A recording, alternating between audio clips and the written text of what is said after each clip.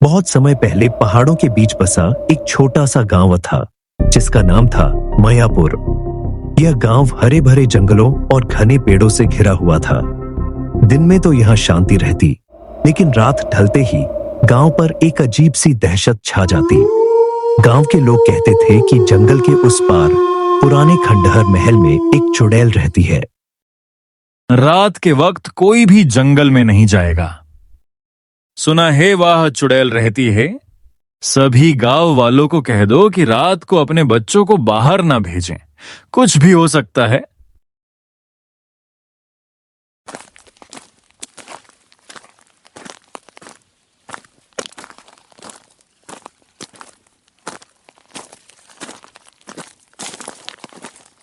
दूसरे दिन सुबह अरविंद और उसके 3 दोस्त आपस में कुछ बातें कर रहे थे।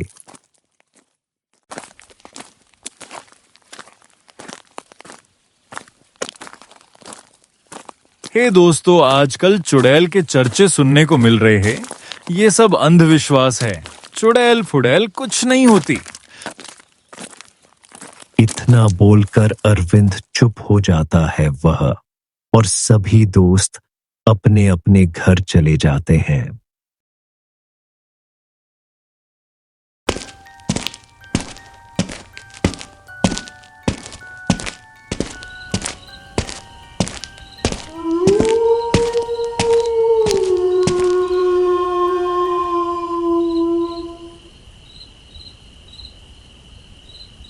हे भगवान, यहां तो बहुत ही डरावनी आवाजें आ रही हैं।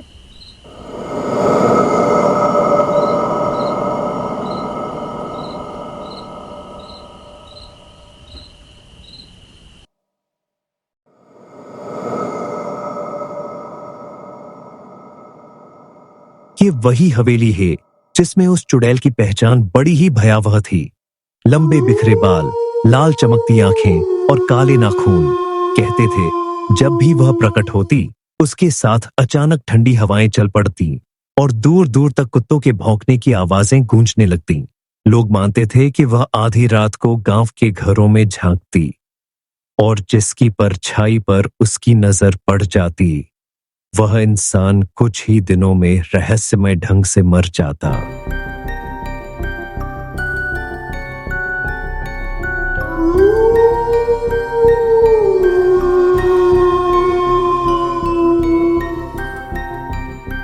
एक दिन अरविंद घूमते घूमते उस पुरानी हवेली में चला जाता है।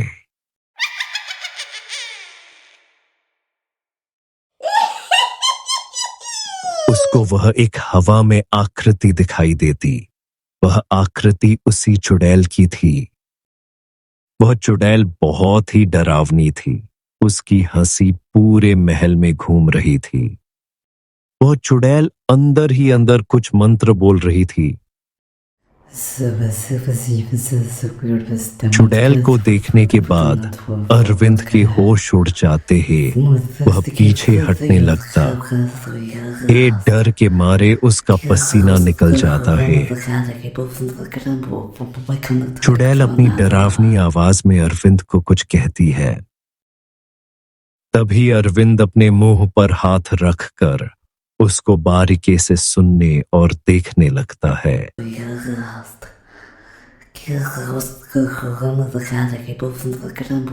तूने यहाँ आकर बहुत बड़ी गलती करी। हे, अब तू यहाँ से वापस नहीं जा पाएगा। कोई गांव वाला तुझे बचाने नहीं आएगा। ये सुनकर अरविंद और डर जाता है और वहां से भागने की कोशिश करता है।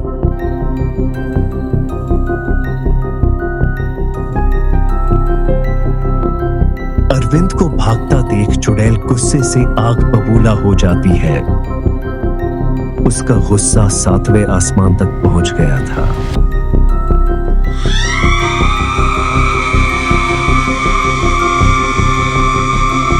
खुशकिस्मत से अरविंद उस हवेली से बाहर आ गया और वो जंगल के अंधेरे में भागने लगा।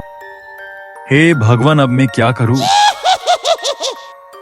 जल्दी भागता हूं यहां से, नहीं तो ये चुड़ैल मेरी जान ले लेगी। रुक रुक, कहाँ भागता? अब तुझे मुझसे कोई नहीं बचा सकता।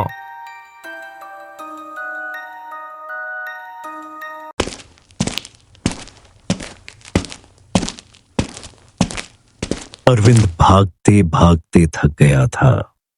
वह नीचे बैठकर डर के मारे रोने लगा। हे भगवान, कृपा करके मुझे इस चुड़ैल के चांगुल से बचाएं।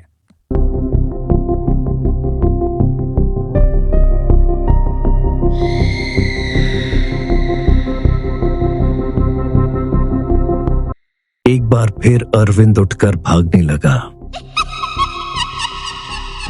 लेकिन उसकी किस्मत ही खराब थी। आखिरकार चुड़ैल ने उसे पकड़ ही लिया। चुड़ैल को देखते ही उसको जोर का झटका लगा और वो बेहोश होकर नीचे गिर गया। चुड़ैल अपने मन में ही कुछ मंत्र का पठन करने लगी।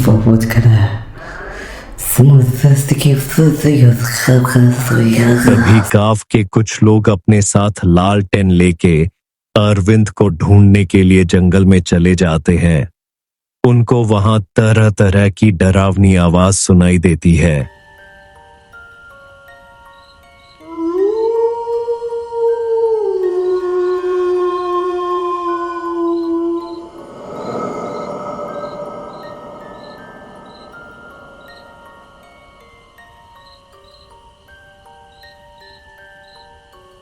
गांव वाले एक जगह रुककर आपस में कुछ बातें करते हैं। सब लोग सुनो, हम अरविंद को जोर जोर से आवाज देकर देखते हैं, शायद वो हमारी आवाज सुन ले। तभी उन्हें चुड़ैल की डरावनी हंसी सुनाई देती है। वे लोग उसी आवाज की दिशा में जाने लगते हैं। यहाँ पे चुड़ैल अपने कुछ मंत्र से अरविंद को अपने वश में करने की कोशिश करती है। अब इसका खून मैं मजे से पीऊंगी। अब मुझे कोई नहीं रोक सकता।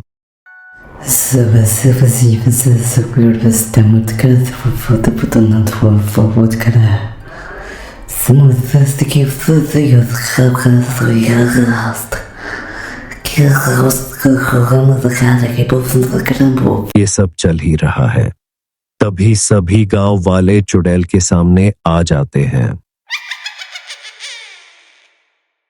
तभी चुड़ैल जोर जोर से मंत्र पढ़ने लगती है, लेकिन उसका कोई उपाय नहीं होता।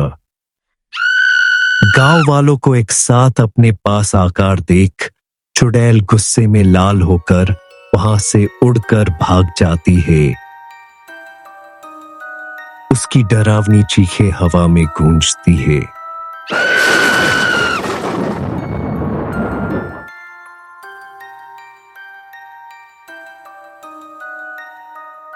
गांव वाले अरविंद को उठाकर अपने गांव लेकर आते हैं और उसको कहते हैं कि देखो अरविंद, आज तुम्हारी जान कैसी बची है, भगवान ही जाने। फिर से अकेले मैं उस डरावनी हवेली में जाने की कोशिश मत करना, खासकर रात को जंगल में नहीं जाओगे तो अच्छा होगा। इस तरह गांव के लोगों ने बहादुरी दिखाकर अरविंद की जान बचाई, पर अरविंद अभी भी उस चुड़ैल के सदमे से बाहर नहीं आ पाया था।